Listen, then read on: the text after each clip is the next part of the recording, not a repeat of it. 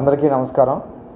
ఈ మంగళగిరి రూరల్ గ్రామాలలో ముఖ్యంగా ఎర్రబాలెం, నవలూరు మరియు Kaja, Chinakakani, Atmakuru highway based national హైవేకి పక్కనే ఉంటాం. మరియు రాకపోకలకు ఇది చాలా అనుకూలంగా ఉంటాం.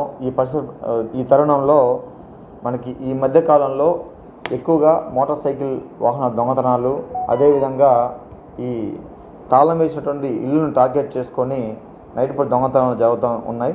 దయచేసి గతంలో కూడా హెచ్చరించాం మరియు ప్రజానీకానికి దయచేసి విన్నవించుకుంటున్నాం.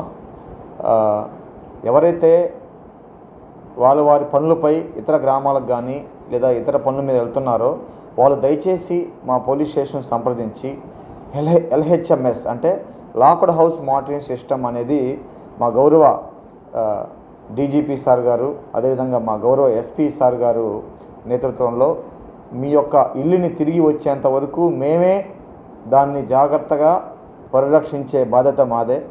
లైట్ హౌస్ మానిటరింగ్ సిస్టమ్ అని ఒక క్యాప్చర్డ్ కెమెరా పెట్టి మీ యొక్క గృహాన్ని సంరక్షిస్తూ 24 అవర్స్ రౌండ్ ద క్లాక్ కూడా సర్వేలెన్స్లో ఉంచుతాం. దానికి సంబంధించి మా పోలీస్ స్టేషన్ అనుసంధానం, మా యొక్క బీట్ కానిస్టేబుల్ కానీ, డే తిరిగేటువంటి భద్ర రక్షకులు కానీ రౌండ్ ద క్లాక్ కూడా పగలు రాత్రి తనిఖీ చేస్తూ ఉంటాం.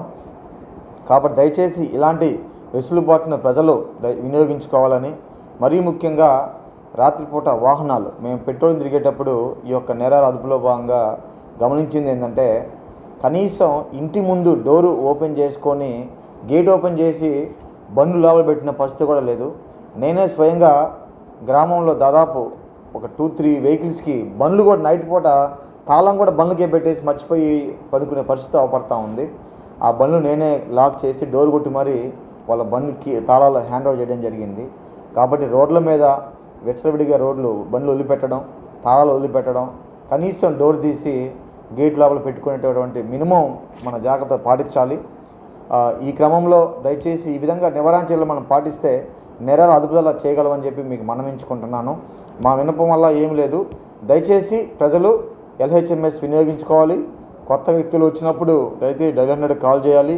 అనుమానితులు వచ్చినప్పుడు దయచేసి వాళ్ళని విచారించాలి. ఈ క్రమంలో గడిచినటువంటి సంవత్సర కాలంలో మేము సుమారు 60 ద్విచక్ర వాహనాలు, 2 ఆటోలను సైతం రికవరీ చేశాం. అదేవిధంగా ఈ గృహాల్లో ఏదైతే దొంగతనం జరిగిందో దానికి సంబంధించి దొంగతనాలు కూడా రికవరీ చేసి సుమారు 5.5 కేజీల వరకు కూడా మేము ఈ బంగారం రికవరీ చేసి మళ్ళీ ప్రజలకి హ్యాండ్